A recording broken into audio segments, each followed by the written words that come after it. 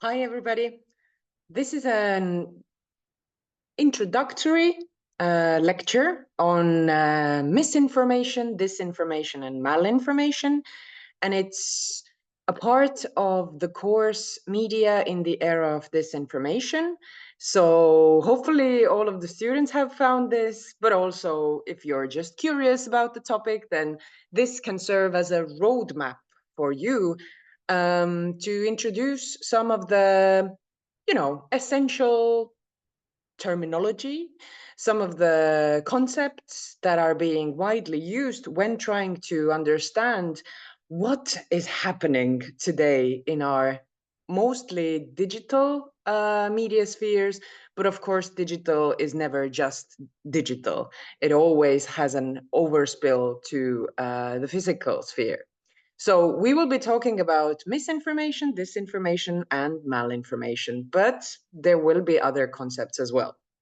So I'm sure that you have noticed over the past few years, but mostly even longer than that, that our informational spheres are really messy.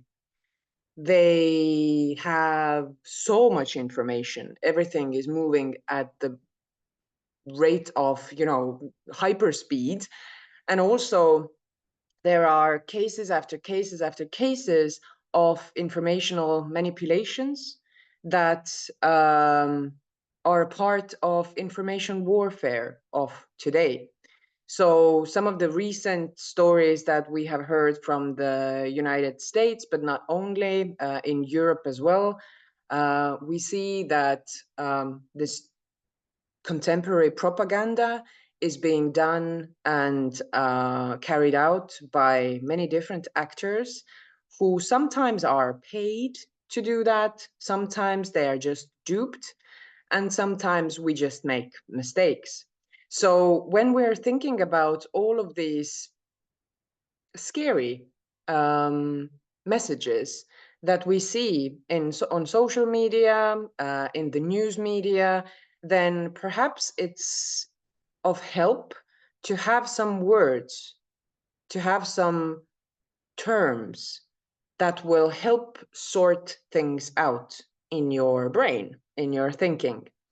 So you can go and check out all of these different news stories from the past few years and keep an eye open for investigative journalism stories that are coming out very rapidly these days, that have done some amazing work on uncovering how information disorder is sometimes strategically being produced.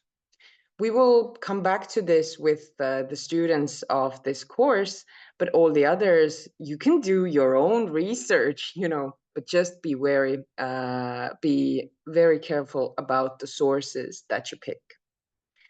Because so much of the world that we know about is being mediated to us via news media, but also increasingly more and more just people online, influencers mainly.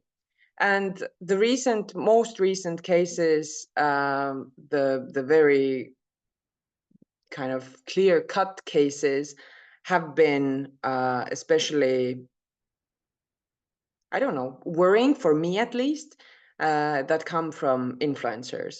Here are a couple of screenshots from two notorious content creators that have been discovered to take some money from Russian propaganda and information space manipulations operations. So someone that we follow as entertainment, as, just something to make us feel something, because emotions are so important on social media, they might not do that just because they want to or just because they are seeking attention, but sometimes they might get actual economic social symbolic capital for that. You can go and read more about them if you don't know about them, but I'm sure that whenever you are watching this, there is probably a new case already. So, two important concepts that are being used very much these days in academic discussions, but also in everyday discussions that people are having, are filter bubbles and echo chambers. So these two are a bit different. Echo chambers have to do with people, and filter bubbles have to do with people too, but they are more tied to the technological architecture of our informational spaces. So, for example, algorithms that curate what do you actually even see on social media, they could be a part of filter bubbles. And echo chambers might be the choices of who you follow, which forums do you go to, which groups do you belong to, what kind of people do you surround yourself with by choice very often on social media. So echo chamber, as the word goes, is a term that is being used for people who are gathered together and they express some views, some beliefs, some kind of information amongst themselves. And what happens there is that some of the narratives, some of the messages, some of the voices get louder and louder and louder, almost like bouncing back in the echo chamber. Thus, they feel like facts. Thus, they feel like that must be the predominant view on the world, or like it must be true.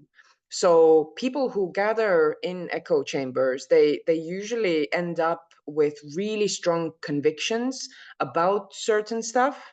And it's really hard to kind of question those underlying facts or beliefs because everybody seems to think in a similar way.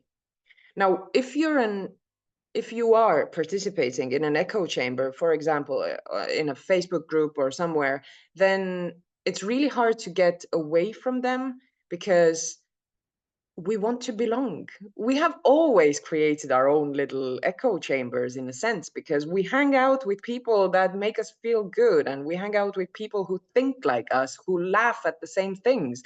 So it's quite natural in a social meaning for us.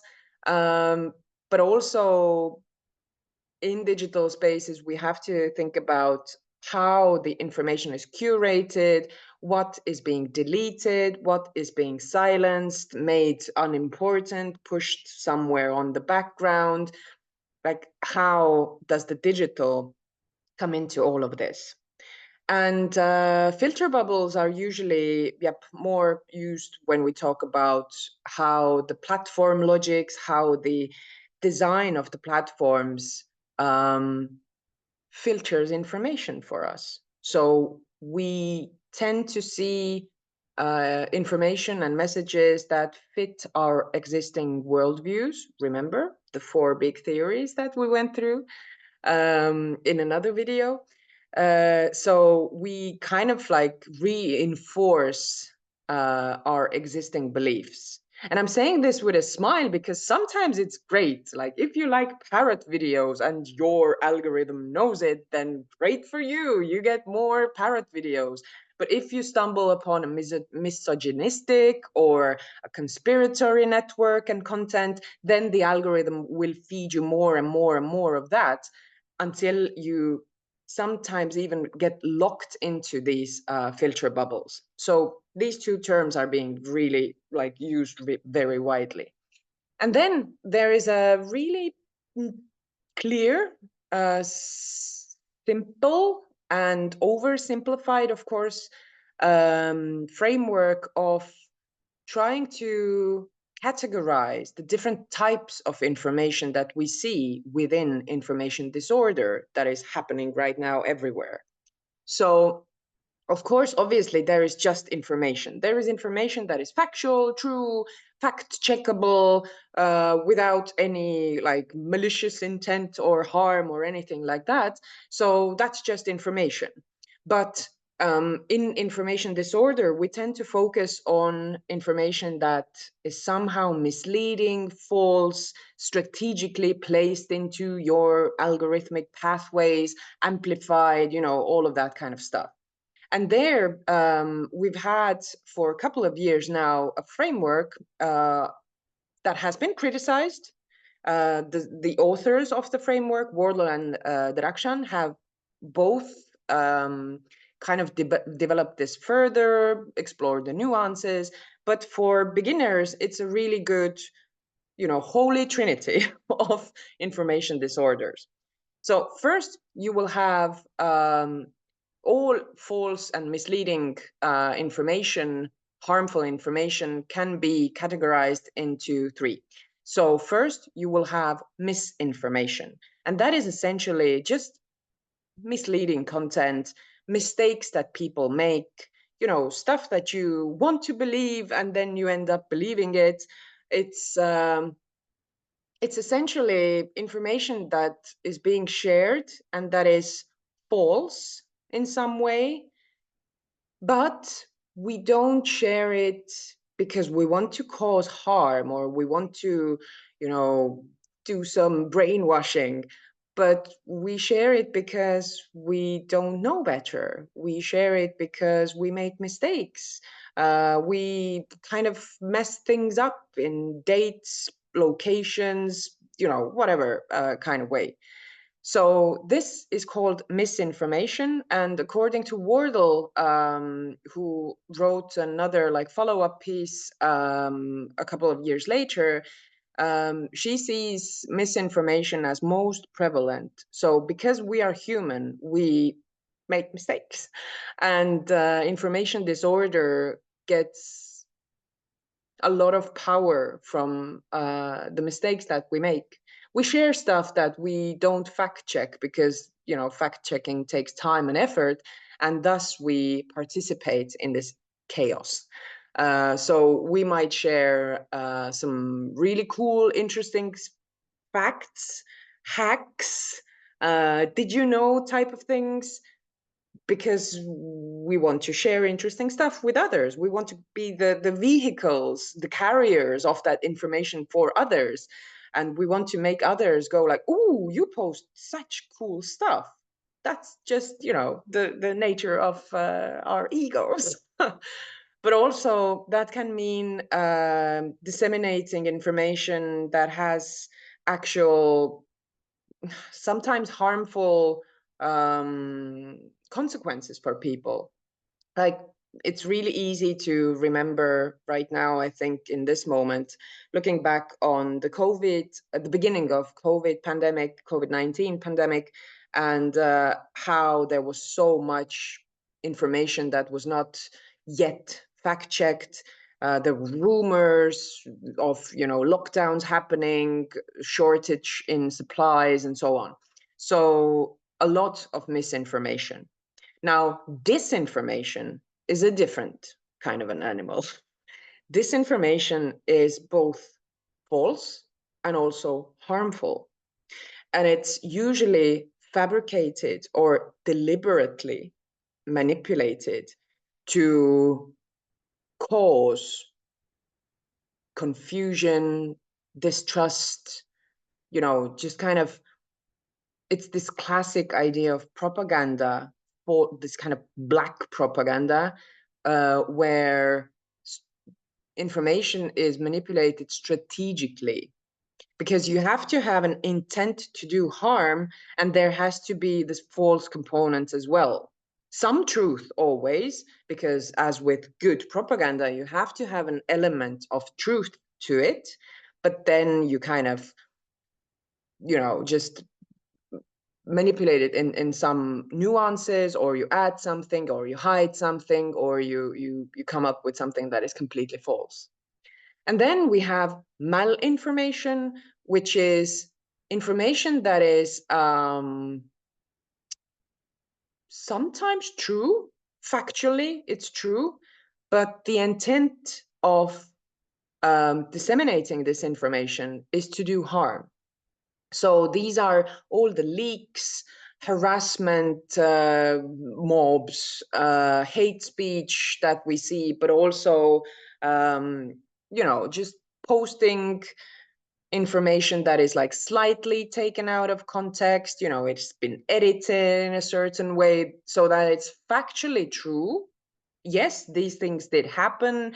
This is a picture from that location. Yes, the lecturer said this or that in their video lecture, but it has been taken out of the context or very specifically timed.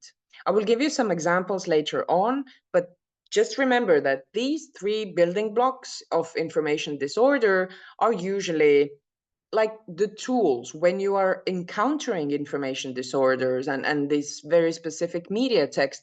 Then you can go in your head, which one is it? Is it misinformation? Is it disinformation? Or is it malinformation? So here is another accessible link, hopefully, to the information disorder ground document that is referenced heavily here. And also, this has been taken as a screenshot from the report. It's a long document, it's a long read, but it's really an eye-opener if you haven't thought about this systematically, because the authors have done an amazing job of giving examples of trying to understand what creates information disorder and the mechanics behind it. And also they have great argumentation on why we shouldn't use the term fake news. Initially, fake news was a term that was also used in academic papers, in conferences, in strategic communication, fighting the information war. It was a term that was being used, but then it was hijacked. It was hijacked by an orange man, but also lots and lots of different actors. So it kind of lost its original meaning, because fake news has become a term that you use, you slap it on to anything that you don't like. So you get information about your favorite member of the parliament.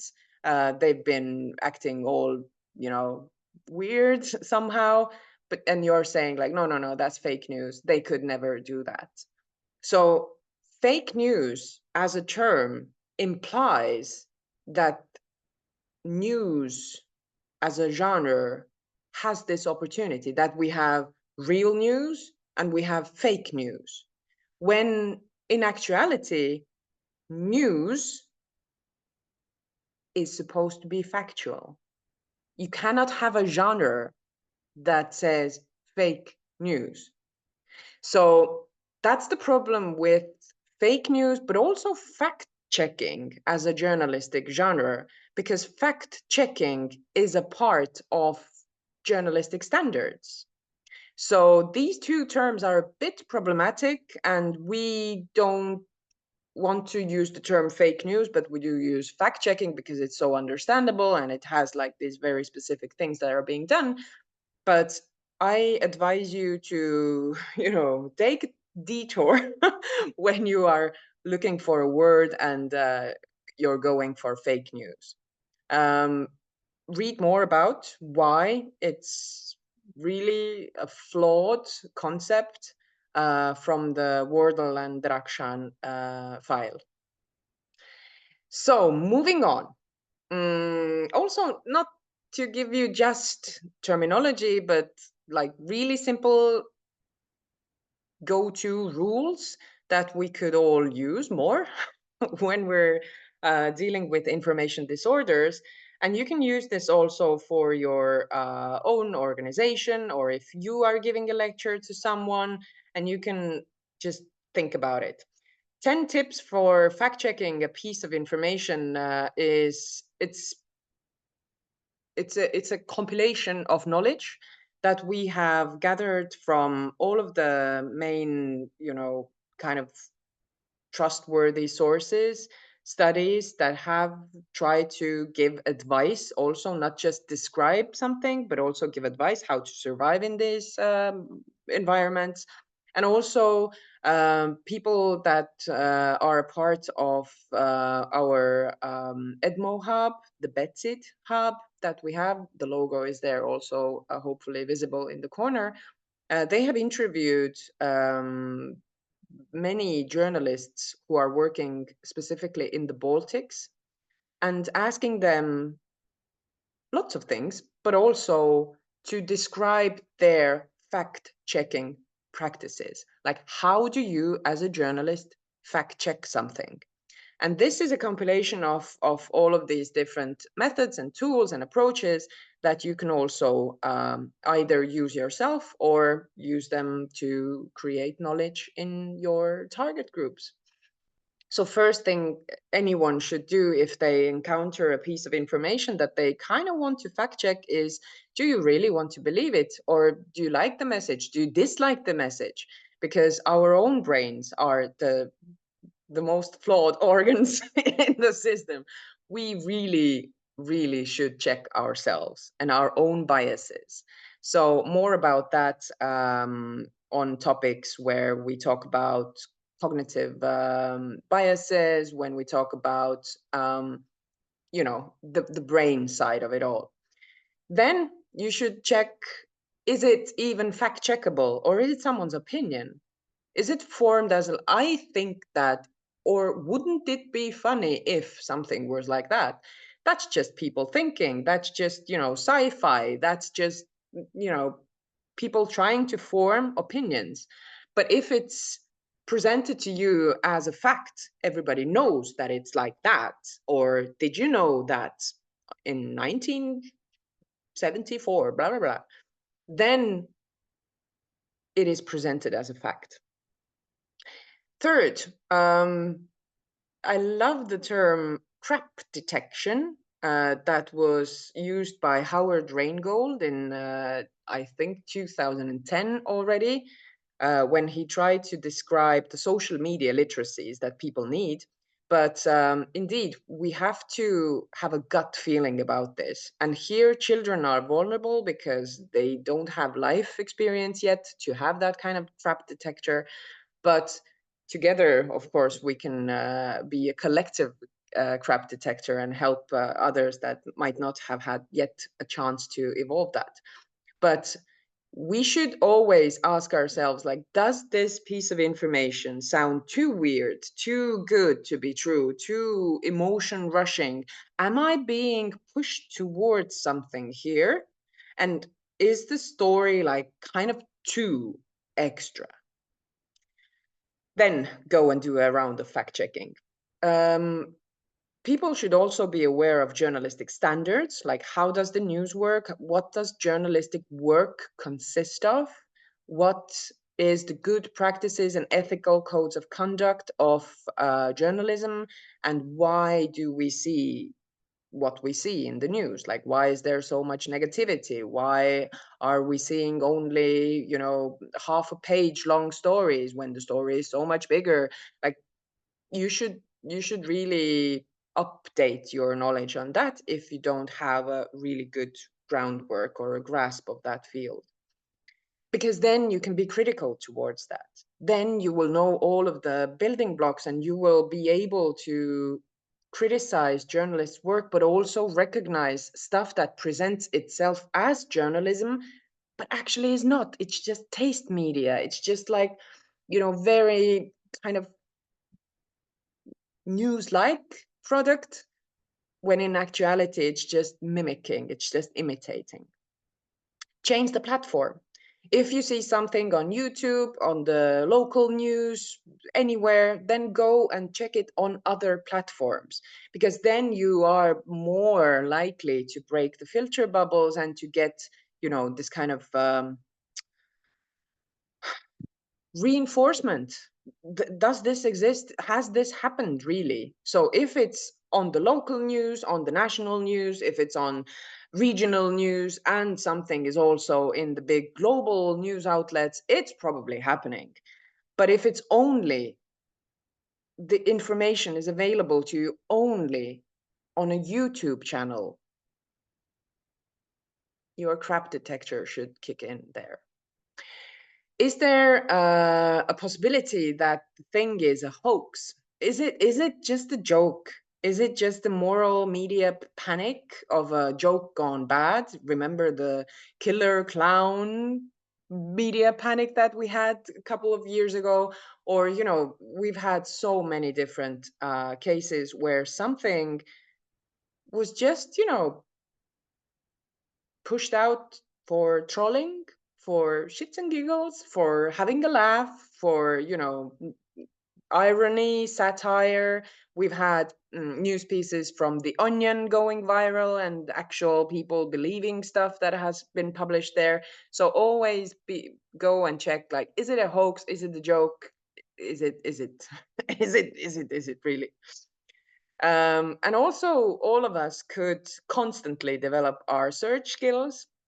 I found Bellingcat to be one really good source that teaches you of different fact-checking methods. They also do investigative journalism, but I really liked them for publishing step-by-step tutorials about how to check information, like geolocating stuff, OSINT stuff, you know, open source intelligence kind of thing.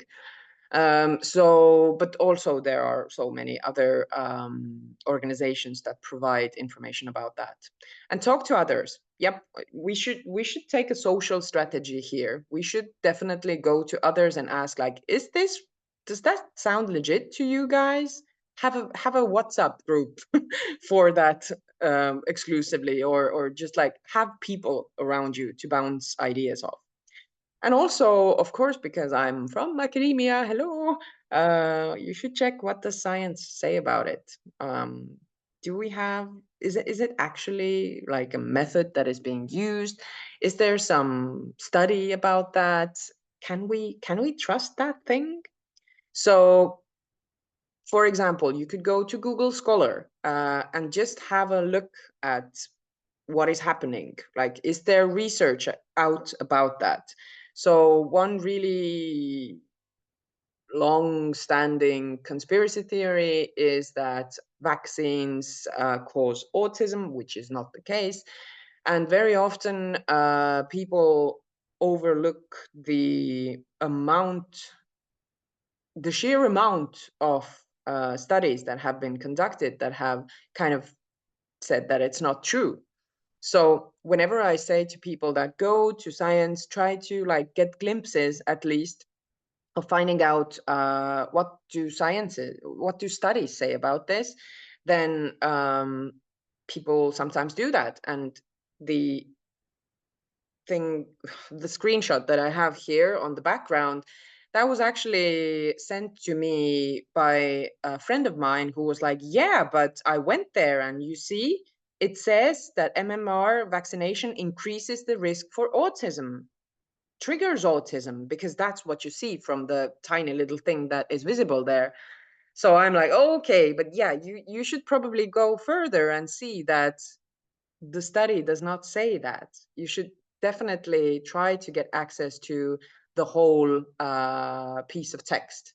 And one way to do that is to not just go to Google Scholar, but also check out ResearchGate, check out other sources where you might get access to the texts. There are some really promising things happening in the AI tool scene as well. So, for example, Consensus app is one thing that essentially you go there, it's a database of different studies, and you ask a question, and then it sorts out all of the available academic studies and tells you what's the story here, like what kind of studies are out there, how many studies are saying that yes, it happens, how many studies are saying nope, it doesn't happen, and it tries to sort it out. It's not perfect, it's not like working really without a glitch yet, but I see that there is promise in these kinds of things. And also to keep in mind that techno-panics do not help. we shouldn't go all la la la, everything is doomed, nothing can be done, technology has ruined us, blah, all of that.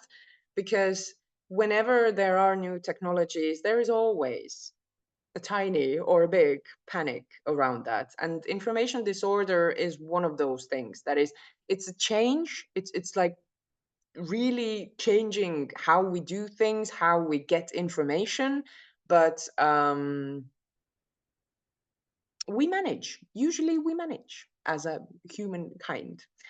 But unfortunately, and that goes for the AI tools, techno-solutionism is not the only answer as well. Like, you can't have an app for that will solve everything.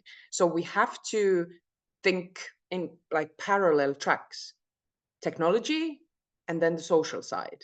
Like, what can technology help us with, and what do we as human beings with social connections have to do about that? Just a quick detour. That's a really, really cool genre where people go back to old media texts. And for example, one of the Twitter threads was about New Yorker cartoons.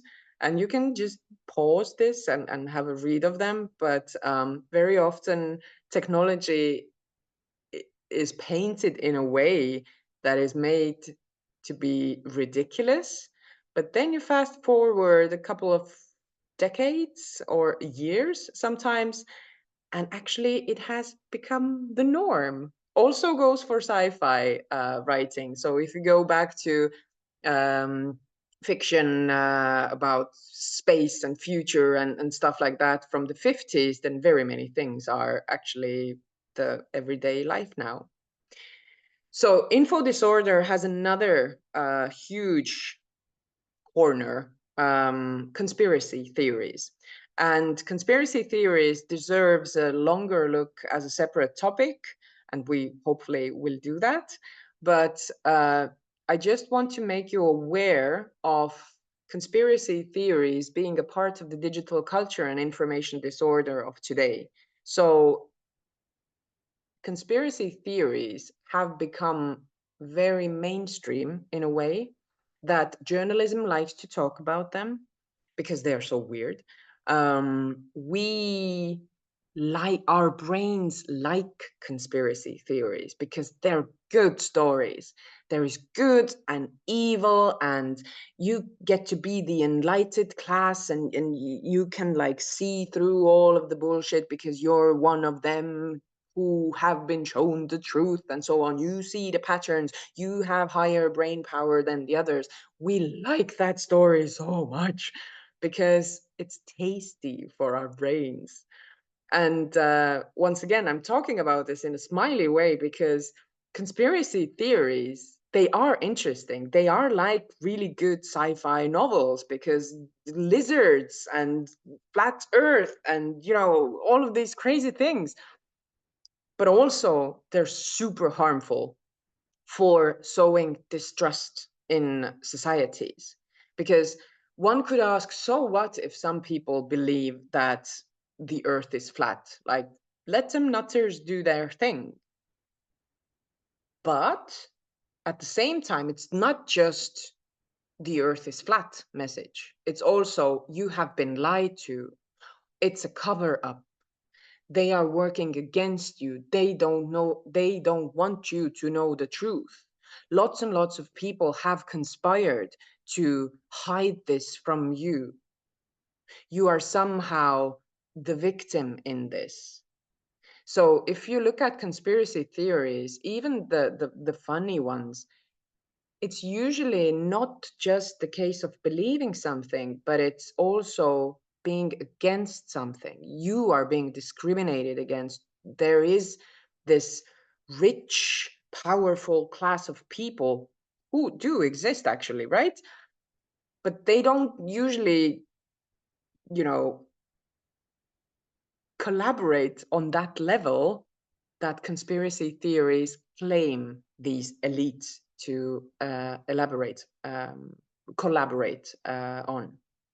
In Estonian, for our Erasmus student viewers and all the others who might not be Estonians, we have recently kind of gotten used to using the word woohoo for conspiratory thinking, for esoteric, astrological kind of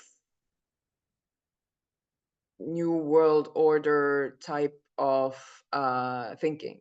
So I thought that that would be just like a nice nugget of knowledge for you, that it's weird that Estonians chose the word uhu for that, because that's the sound that the owl makes, but it's also if some nuts and bolts are not, you know, very tight in your head.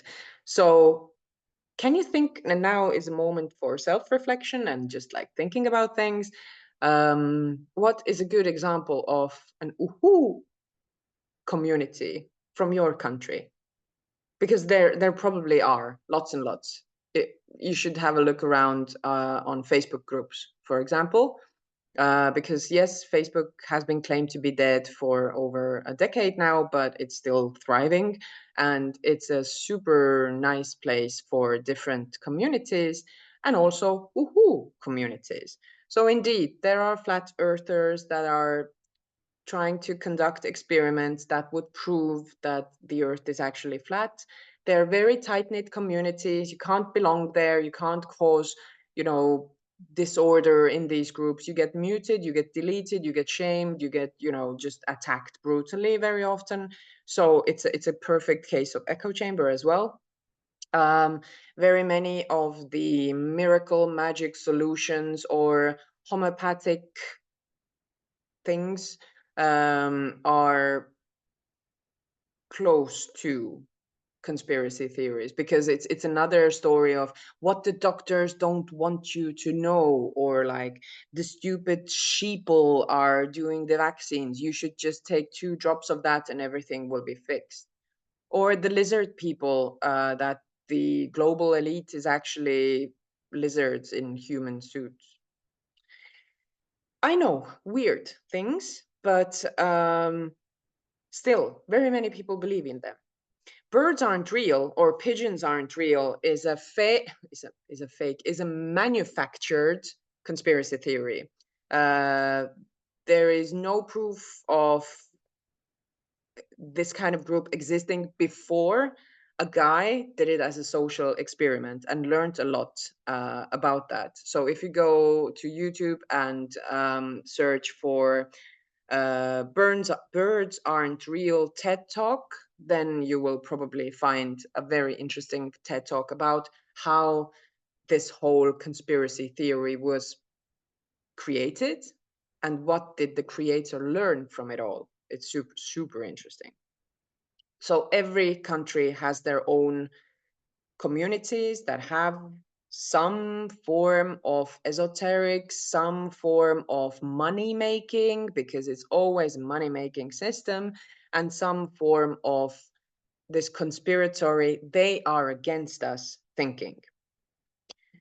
Also important to note here that most of the psychologists and most of psychological experiments are confirming that placebo effect is a powerful one. So if you believe that you will get help from something, from the MMS drops or snake oil or bad yogurt, you will get help from that.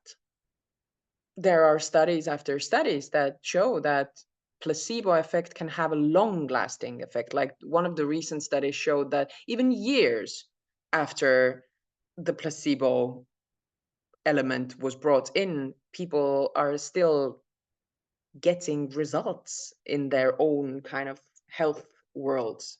So don't underestimate the power of the brain, our flawed, beautiful brains. But yeah, we are all vulnerable and we're all when it comes to our perception of, you know, truth and false and what is happening and what can be trusted. So even if you're a top specialist on that field, you are probably a part of the information disorder in some way, in some major ways, but also in some minor ways. So we should be very self-critical towards ourselves.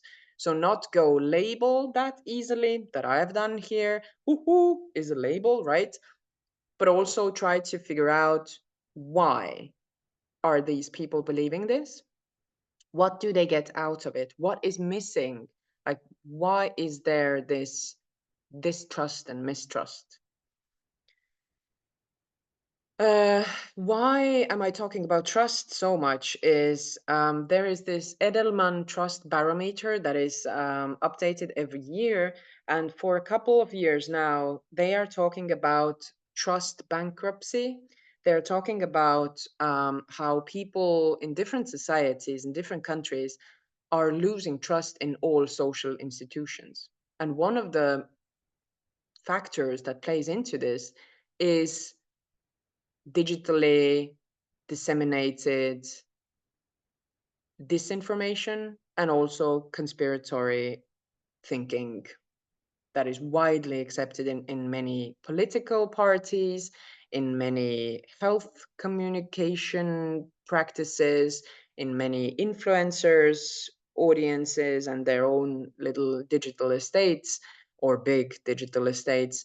And we are dangerously polarized, as it has been said in the Edelman Trust Barometer.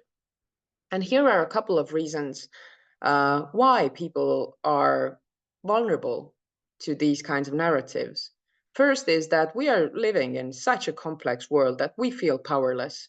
We feel like nothing we do has an impact, that we don't really have any say in how the world is turning. We are trying to cope with existential threats. We are living in a multi-crisis, so it's super hard. The politics, the mainstream politics, have gone on to be unrecognizable in some countries in terms of incivility, lies, just, political responsibility. And also there are so many unlikely events, the black swans of the social world, that we can't deal with not knowing why something is happening, so we make shit up. We kind of seek for patterns, and we want to have an explanation why something is happening.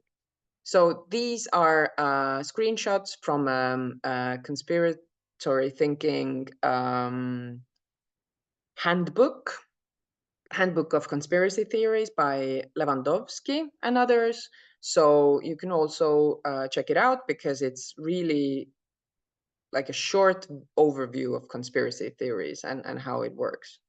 I also want to give a shout out to my lovely colleague, Maja Klaassen, who usually talks to our students about this topic, but now is head deep in her PhD studies and the Baltic Engagement Center to fighting info disorders. So that's why I'm covering for Maya, but be sure to seek her out if you have any further questions or you want to know more about this, then Maya is your girl. So here is some additional information and some examples on the three types of information that we have that is either harmful or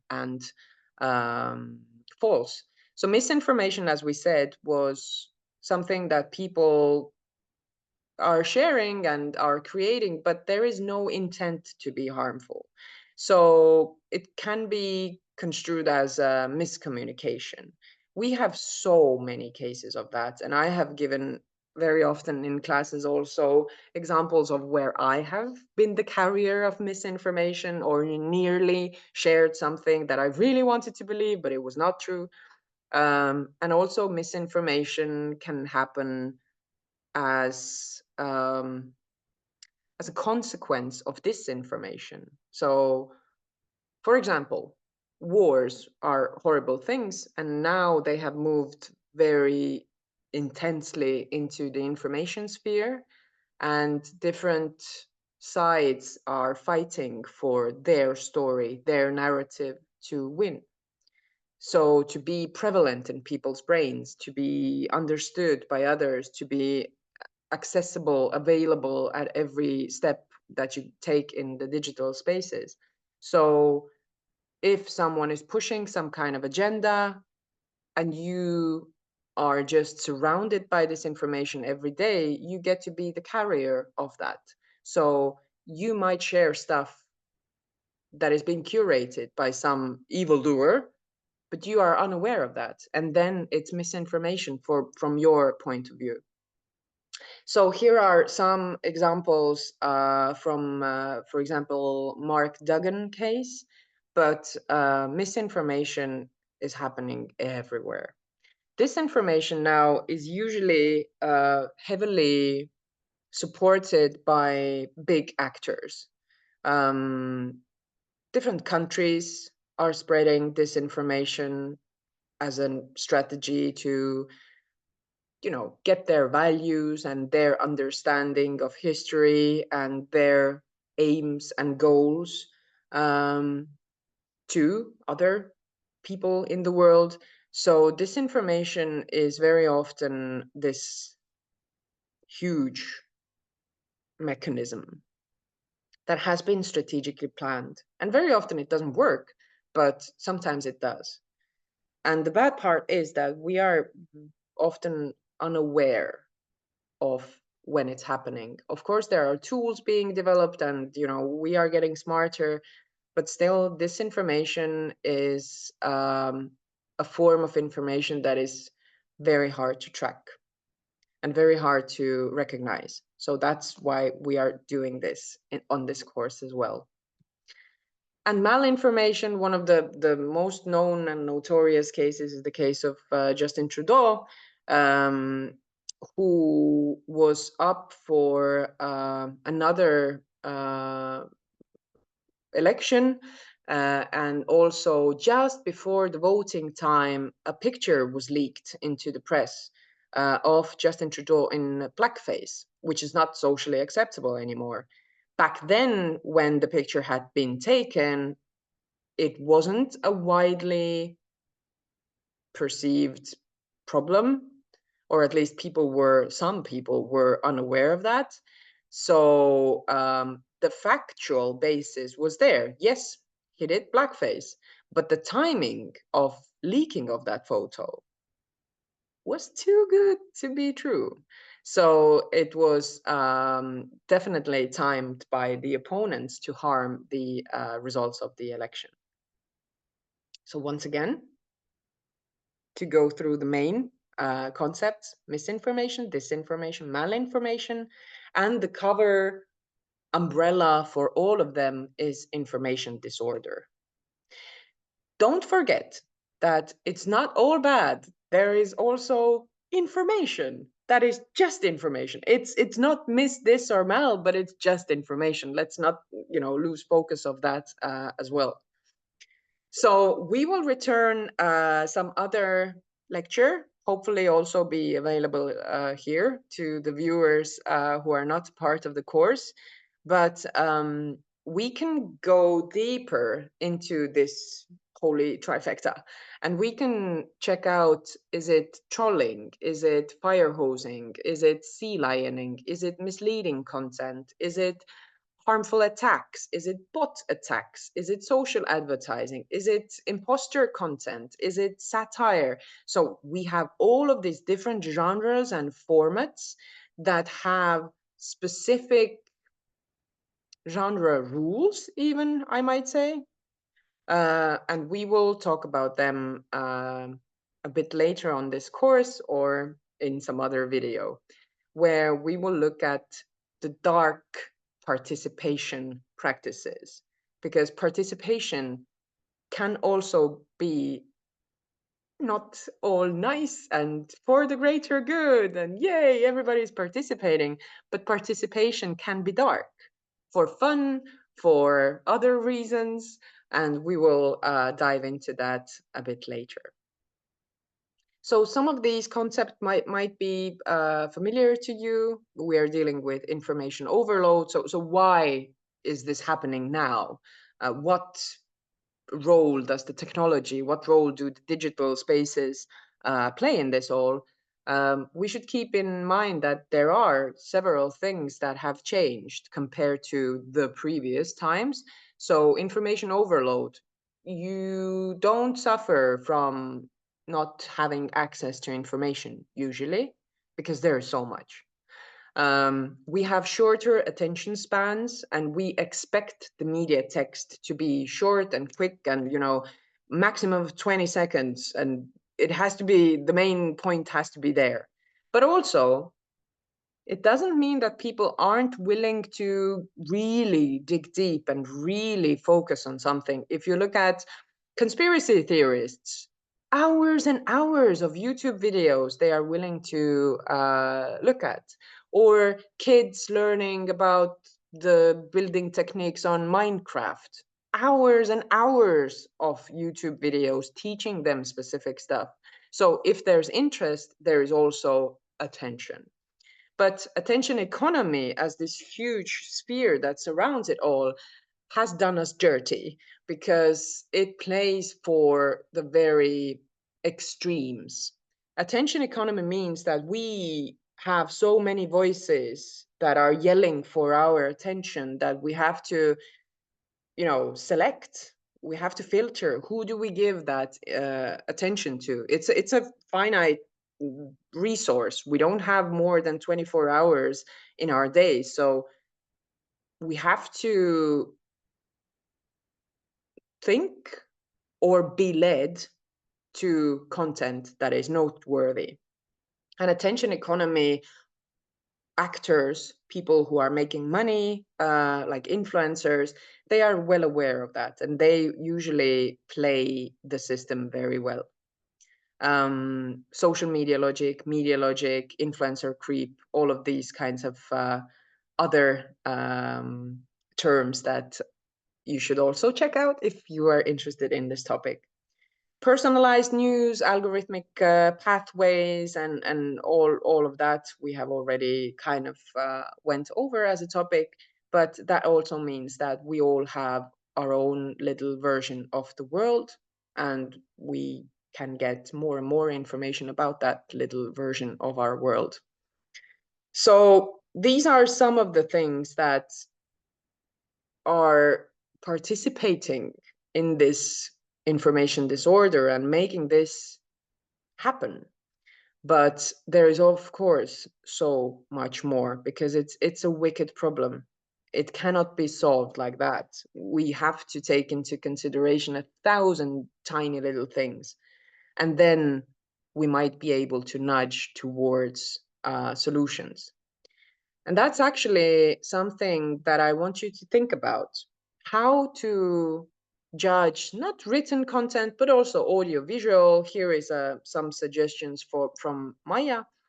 But also how and what can be done, like solutions-oriented mindset.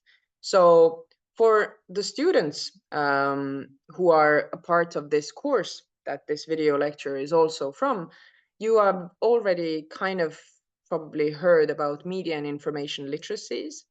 And media and information literacies and the development of these literacies has been seen as one of the solutions. So let's make everybody really aware and smart about media and information and platforms, and that will fix everything. Unfortunately, it can never be the whole solution. There have to be other actors. It can't be all about education, although it's really, really seducing to say that education and parenting are the two main solutions. I know we want to say it every time, or there's an app for that, but it has to have something more. It has to have more specific things, more specific vulnerable groups, more kind of intervention-based approaches. But media and information literacy is definitely one of the core elements that we need to deal with information disorder. And it should be a part of every countries' school curricula, because as we have already covered, people are with media, in media, people themselves are the media for so many hours of the 24-hour day, that if we don't teach them about them, the environment, the actors, the kind of the logics of it all, we are not doing our job.